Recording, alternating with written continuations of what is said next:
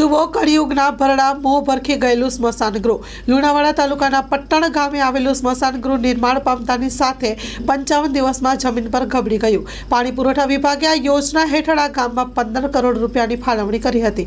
તે પણ ગામ લોકોને આ યોજનાનું તો પાણીનું ટીપું પણ નથી મળી રહ્યું. ગામ લોકો પાણી માટે વલખા મારીને પાણી લાવે છે, તો શું આ યોજના કામની?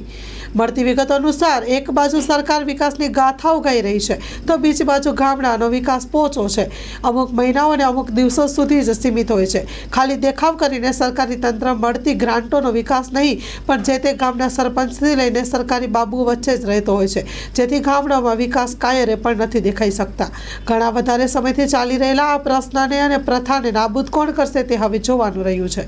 Story report by Dilip Chaudhari, Mahisagar. માં motor driving, safe and sure driving. Driving એ શોખ સાથે આપની મોટી જવાબદારી પણ છે.